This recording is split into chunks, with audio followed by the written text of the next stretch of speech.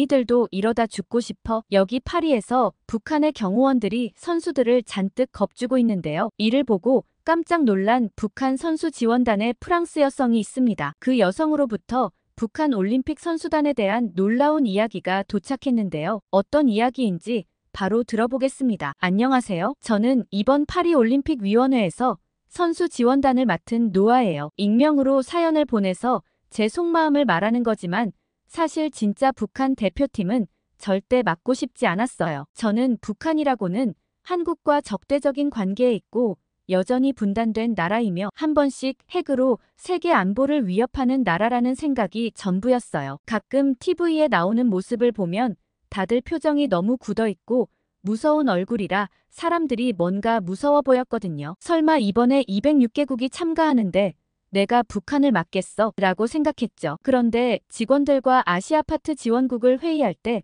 다들 깜짝 놀란 일이 한 가지 있었어요. 저는 쟤 진짜 미친 거 아냐? 라고 생각했는데 나중에 이야기를 들어보니 이해가 가긴 하더라고요. 그 직원은 미니였는데 북한 지원단을 하고 싶다는 거예요. 미니는 자기 먼 할아버지의 친척들이 북한에 있었다고 하며 그 이유 때문에 북한 지원단을 한번 해보고 싶다고 했죠. 저는 속으로 아무리 친척이 있다고 하더라도 남과 북은 서로 완전히 다른 나라인데다가 북한에선 늘 한국을 협박하는데 무슨 생각인 건지 의아했어요. 아무튼 저는 북한이 정해졌으니 상관없다고 생각했죠. 그리고 제가 하고 싶은 나라에 대해 강력하게 어필했어요. 사실 제가 아시아파트에 지원하게 된 건 전부 한국 때문이거든요. 근데 진짜 다들 너무한 거예요. 너도 나도 모두 한국팀 지원을 맡고 싶다고 난리였던 거죠. 제가 한국팀을 맡고 싶은 이유는 전부 펜싱팀 때문인데요. 사실 저는 어렸을 때 유소년 펜싱 선수로 활동한 적이 있어요. 프랑스에서는 학교에서도 펜싱을 가르치기도 할 정도로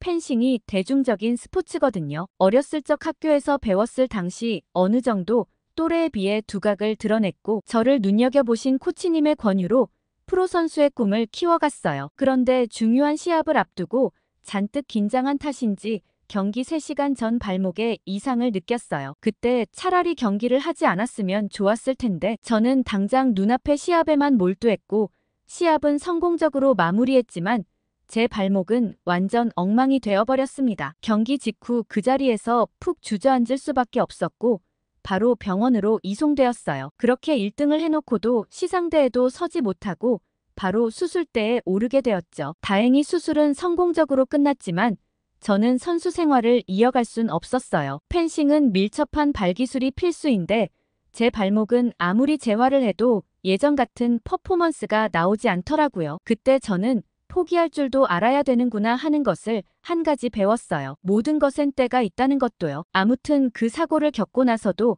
저는 여전히 스포츠가 너무 좋았어요. 그래서 스포츠 경영을 공부하게 되었고 지금 IOC에서 직원으로 일하고 있는 거죠. 아무튼 이런 저의 펜싱과 스포츠에 대한 관심으로 저는 펜싱 경기를 특히 유심히 지켜보는데 저번 도쿄올림픽 때 펜싱팀에 푹 빠져버렸어요. 그 전까지만 해도 한국 남자들은 모두 키가 작고 왜소한 줄만 알았는데 펜싱 대표팀은 진짜 웬만한 서양 남자들을 압도할 만한 키와 외모에 저는 눈이 번쩍 뜨였어요. 사실 서양 남자들은 다들 근육질에 우락부락하다고 생각하시는 분들이 많을 수도 있는데 그건 진짜 일부 사람들이거든요. 제 주변의 남자들만 봐도 다들 별 볼 일 없는 남자들이 대부분인데 펜싱 선수들은 모두 어쩜 그렇게 키 크고 멋있을 수 있는지 저는 볼 때마다 늘 부럽더라고요. 근데 이게 외모가 다가 아니라 실력도 출중했어요. 길쭉길쭉한 신체를 이용해서 날카롭게 상대를 제압하는 게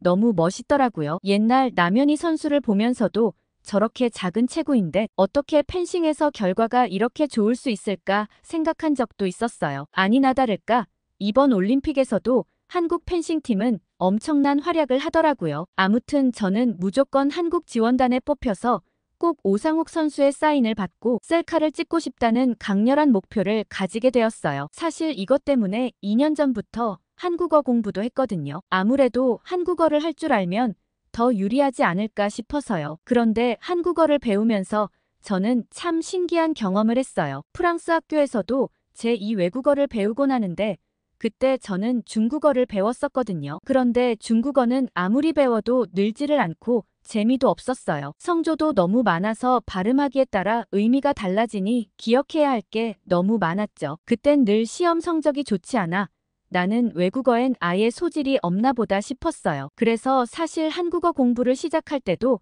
주저하긴 했어요. 내가 한국 펜싱엔 정말 관심이 많지만 한국어를 배우면 또 실패하지 않을까 하는 두려움 때문이었죠. 그런데 저는 한국어를 공부하면서 어떤 사실을 한 가지 발견했어요. 저는 언어에 소질이 없는 게 아니었죠. 문제는 전부 중국어 그 자체에 있었어요. 한국어는 정말 배우기가 쉽고 과학적인 언어였어요. 중국어는 기본 한자를 배우는 데만 해도 한참이 걸리는데 한글 자모음은 며칠 만에 금방 다 외울 수 있었죠. 그리고 한국어를 배우면서 보게 된 한류 컨텐츠들도 도움이 많이 되었어요. 그 드라마를 계속 돌려보고 한국어 학당에 다닌 덕분에 2년 만에 생활한국어 정도는 충분히 할 수 있었거든요. 제가 한국어를 할 줄 안다는 것에 상부에서도 나름 좋게 생각하셨는지 한국 선수 지원단을 할 수 있게 되었습니다. 저는 하루빨리 올림픽이 개최되기만을 기다렸어요. 한국 선수들을 만날 수 있다는 기대감에 부풀었거든요. 그런데 파리 올림픽을 불과 일주일 남겨두고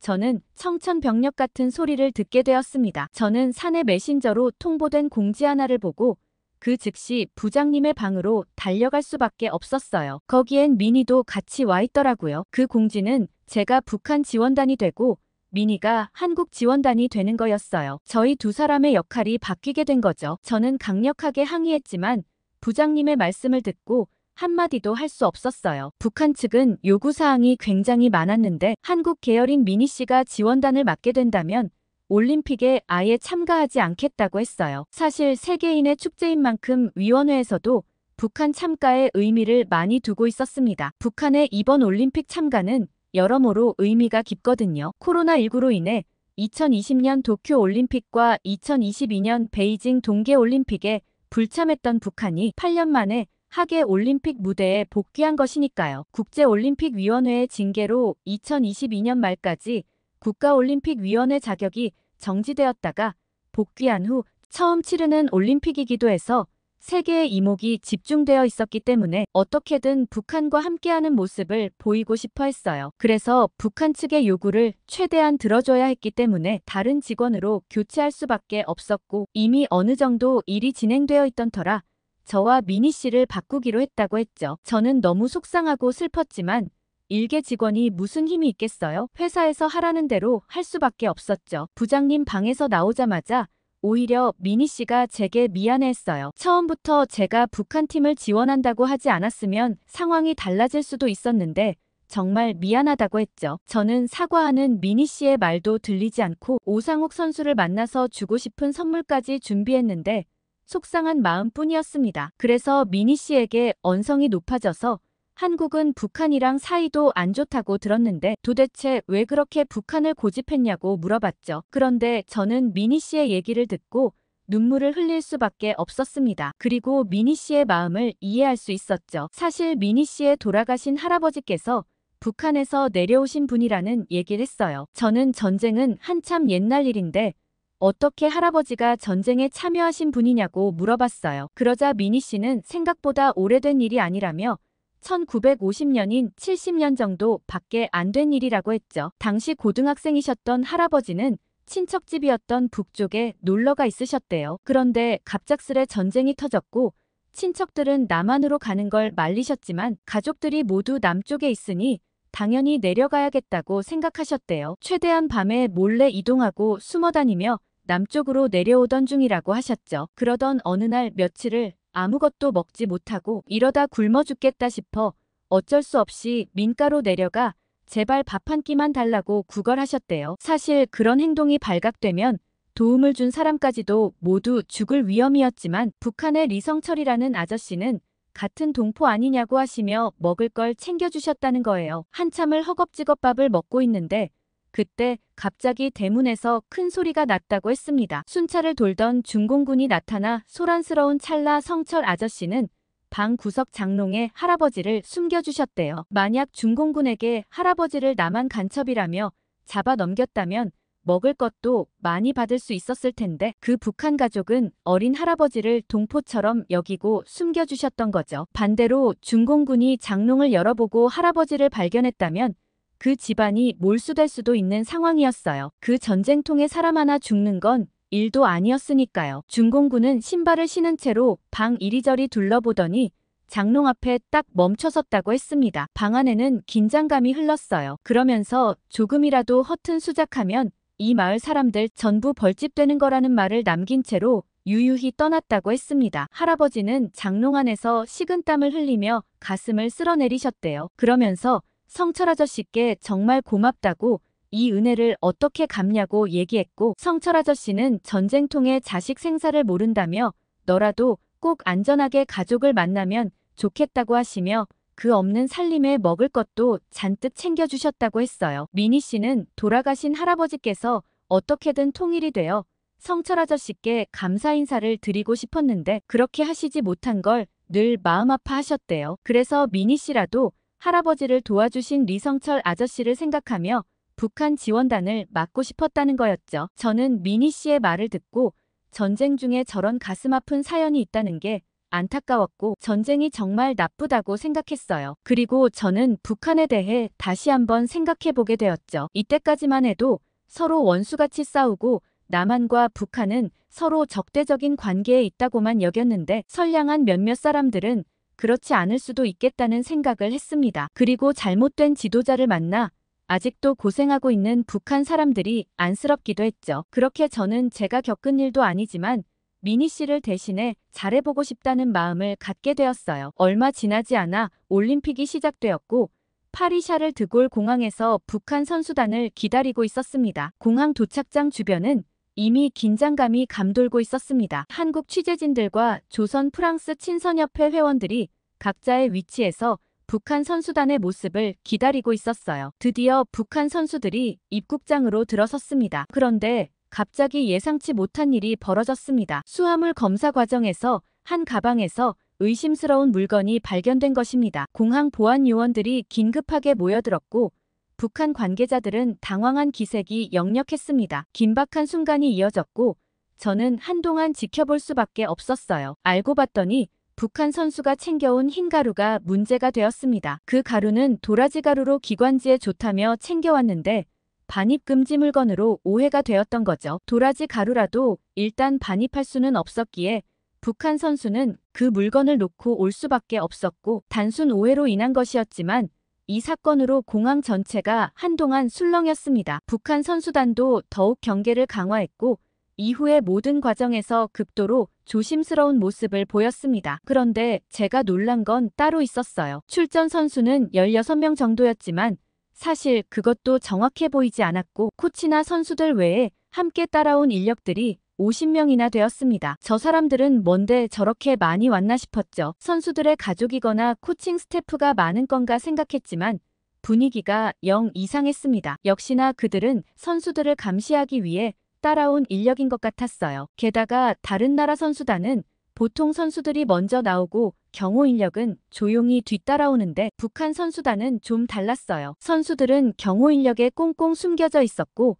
경호원들만 눈에 띄었죠. 그런데 갑자기 북한 관계자 4명이 흩어졌고 애초에 원래 주출입하는 게이트와 달리 북한 선수들은 다른 게이트로 나왔습니다. 갑작스런 북한 선수단의 행동으로 기자들은 바삐 움직였고 와중에 프랑스 경찰이 한국 취재진의 북한 선수단 접근을 막았습니다. 심지어 한국 취재진의 여권을 검사하는 경찰도 있었죠. 북한 측에서 미리 요구했다는 생각이 들었어요. 이런 모습은 다른 국가 선수단의 입국 장면과는 확연히 달랐죠. 그런데 순간 큰 소리가 들렸습니다. 한 북한 선수가 잠시 대열에서 벗어나 화장실로 향하는 모습이 포착되었습니다. 순간 경호원들이 당황하는 모습이 보였고 몇몇은 급하게 그 선수를 따라갔습니다. 한참 있다 다시 돌아온 그 선수의 눈에서 불안과 두려움 그리고 어떤 간절함을 읽을 수 있었습니다. 알고 봤더니 그 선수는 해외에 처음 나와봤고 철저히 그 사람들을 따라가야 하는 건 알았지만 잠시 화장실 가는 것도 문제가 되는 줄은 몰랐던 모양이었어요. 사실 우리 모두는 자유롭게 원하는 대로 행동할 수 있었지만 모든 행동이 통제되고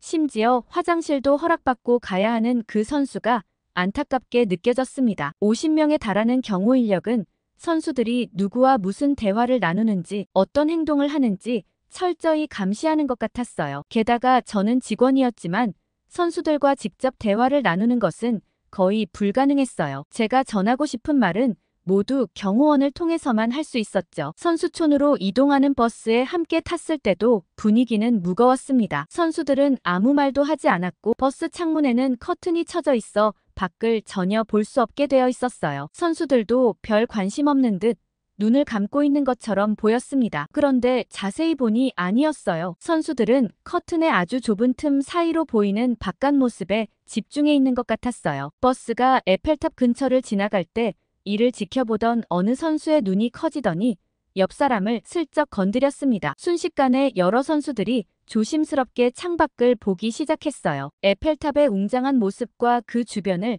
자유롭게 거니는 관광객들의 모습에 그들의 표정이 놀라움으로 가득 찼습니다. 버스가 샹젤리제 거리를 지나갈 때는 더욱 흥미로운 광경이 펼쳐졌습니다. 화려한 상점들과 카페 그리고 그 사이를 오가는 사람들의 모습에 선수들의 시선이 고정되었어요.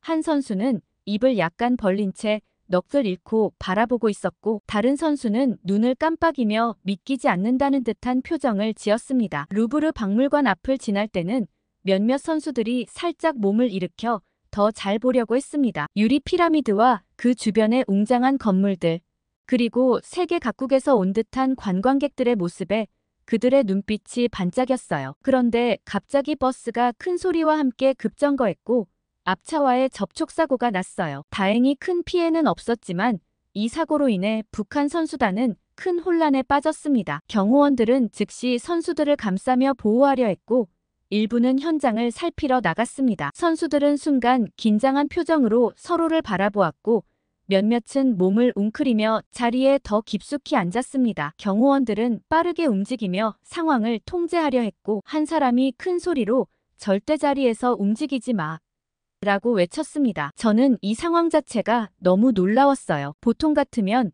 이런 상황에서 모두 혼비백산하며 밖으로 나가야 한다고 배웠는데 위험할지도 모르는 상황에서도 누군가의 지시를 따라야만 하는 그들이 무척 안쓰러웠습니다. 버스 밖으로 나간 경호원들은 프랑스 경찰과 대화를 나누며 상황을 파악하려 했습니다. 그들의 표정은 굳어 있었고 계속해서 주변을 경계하는 모습이었어요. 선수들은 여전히 긴장한 채로 앉아 있었지만 경호원들의 감시가 덜하니 창밖을 내다보며 파리의 거리와 그곳을 지나는 사람들의 모습을 관찰하고 있었습니다. 약 30분 후 상황이 정리되고 버스가 다시 출발했습니다. 경호원들은 선수들에게 아무 일 없었다는 듯이 행동하라고 지시했지만 공기 중에는 여전히 긴장감이 감돌았습니다. 그러나 이제 선수들의 눈빛에는 조금 전과는 다른 것이 보였어요. 호기심과 궁금증, 그리고 어쩌면 약간의 동경까지도 느껴졌습니다. 그리고 얼마 후 저는 탁구 대표팀의 경기를 앞두고 훈련장에 가게 되었어요. 북한 선수들은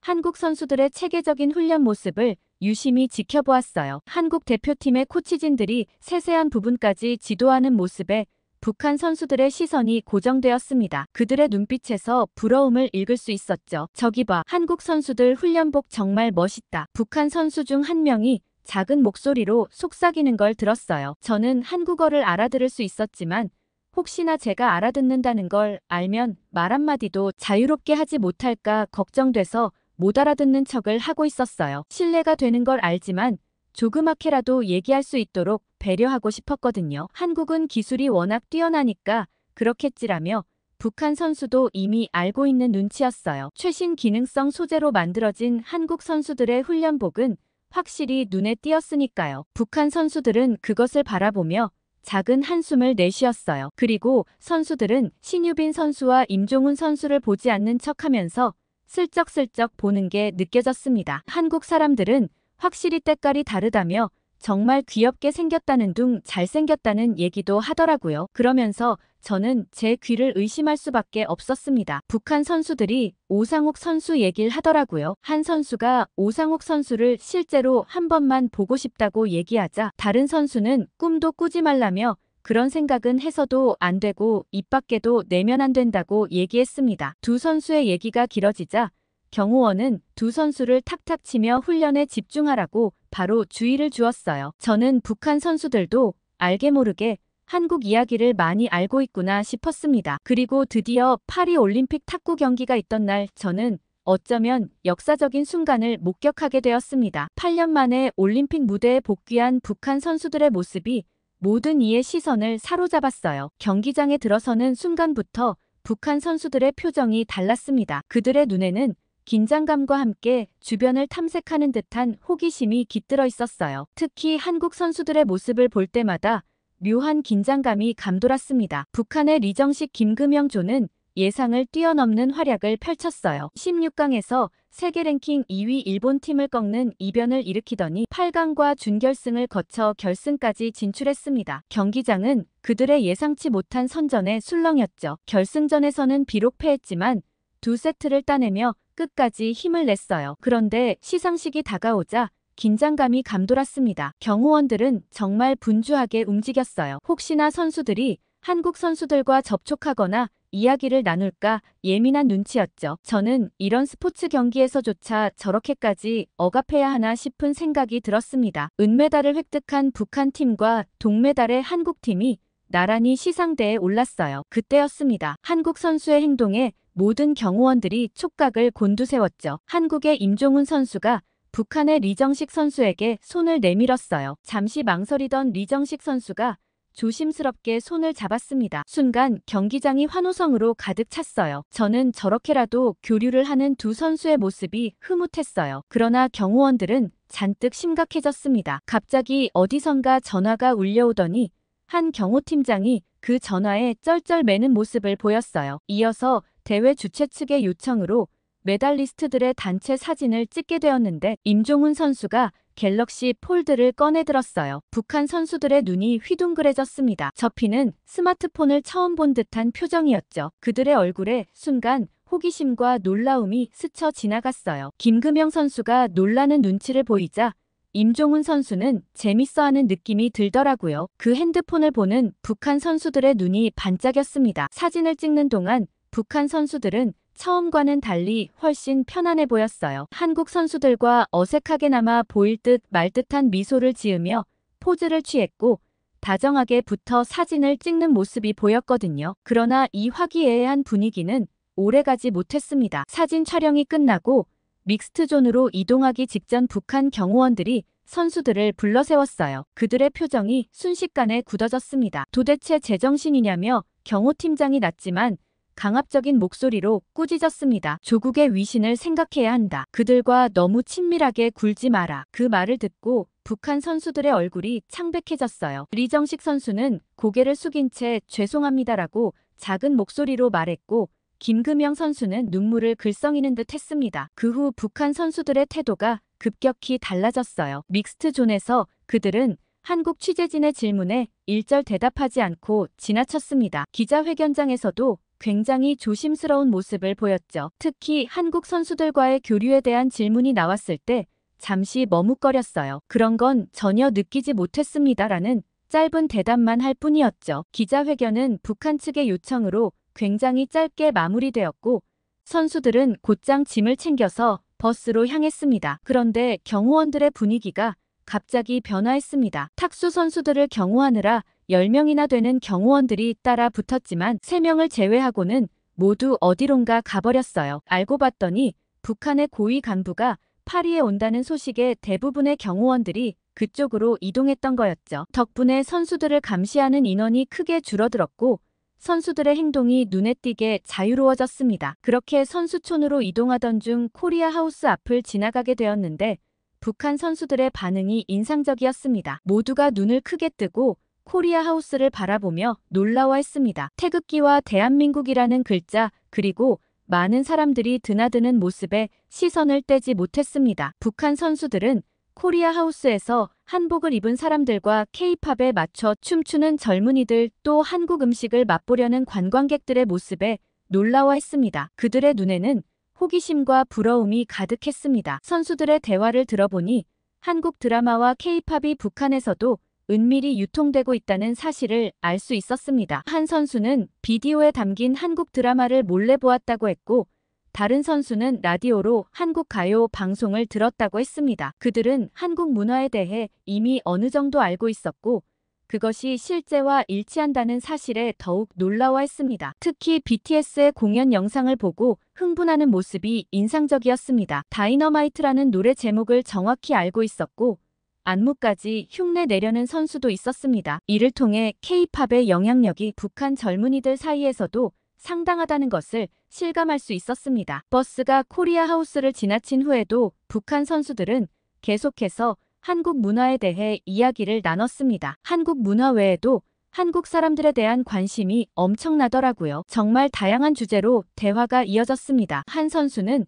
몰래 본 한국 예능 프로그램의 유행어를 말하기도 했습니다. 그런데 이런 선수들의 분위기를 감지한 건지 한 경호원이 소름 끼치는 이야기를 한 가지 해주었습니다. 그 경호원은 우리가 왜 그간 8년 동안 국제 경기에 참여하지 않았는지 아냐고 이야기를 시작했어요. 8년 전 올림픽 경기가 끝난 후 북한 선수가 갑자기 사라졌다고 했습니다. 20대 초반의 유망한 선수였지만 한국으로 망명을 시도했던 것이었죠. 너희들이 아무리 발버둥치고 벗어나려고 해도 잡히는 건 순식간이라며 그 선수는 도망친 지 3시간 만에 도시 외곽의 한 창고에 숨어 있는 걸 발견해 그 즉시 북한으로 끌려갔다고 했습니다. 당연히 그 선수는 지금 이 세상에 없고 그 가족들도 조국에 대한 배신으로 처절한 삶을 살고 있다고 했죠. 이 이야기를 들은 북한 선수들은 더 이상 아무 말도 하지 않았습니다. 그들의 눈에는 공포와 두려움만이 서려 있었죠. 저는 그 얘기를 듣고 정말 충격을 받았습니다. 스포츠 정신과 올림픽의 이상이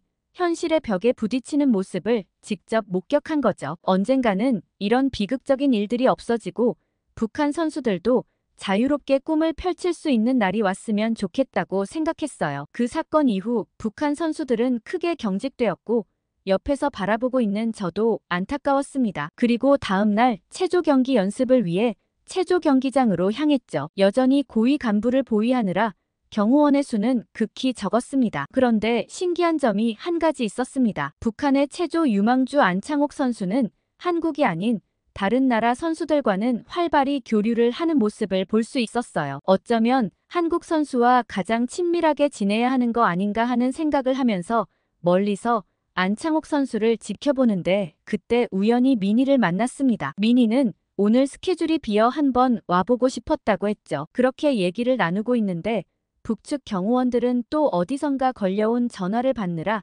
급히 자리를 비웠고 때마침 안창옥 선수가 무언가를 찾는 듯 했어요. 그러자 눈치 빠른 민희는 바로 생수 한 병을 들고 안창옥 선수에게 건넸죠. 그러자 안창옥 선수는 주변을 두리번거리더니 경호원이 없는 걸 보고 작게 고맙다고 말하며 민희가 건넨 생수를 건네받았습니다. 민희는 별일 아니었지만 좋아하는 것 같아 보였어요. 저는 이런 모습을 지켜보면서 많은 생각이 들었어요. 스포츠를 통해 잠깐이나마 하나가 되는 순간이 있을 수 있지만 여전히 넘어야 할 벽이 있다는 걸 실감했습니다. 그래도 짧은 순간이나마 보였던 그들의 진솔한 모습과 교류의 순간들이 언젠가 더 큰 변화를 만들어낼 수 있지 않을까 하는 생각을 하게 되었어요. 오늘 노아 씨의 사연 어떻게 들으셨나요? 잔뜩 얼어있는 젊은 북한 청춘들을 보면 안타깝다는 생각이 들기도 하네요. 오물풍선이니 뭐니 하며 말도 안 되는 도발을 일삼고 있는 북한의 행태에 대해 어떻게 생각하시는지 그리고 어떻게 남북 문제를 해결할 수 있을지 여러분의 의견이 궁금합니다. 댓글로 많이 남겨주세요. 구독과 좋아요 꾹 눌러주시고 더 재밌는 사연 가지고 오겠습니다. 사연 제작소 감동필름이었습니다.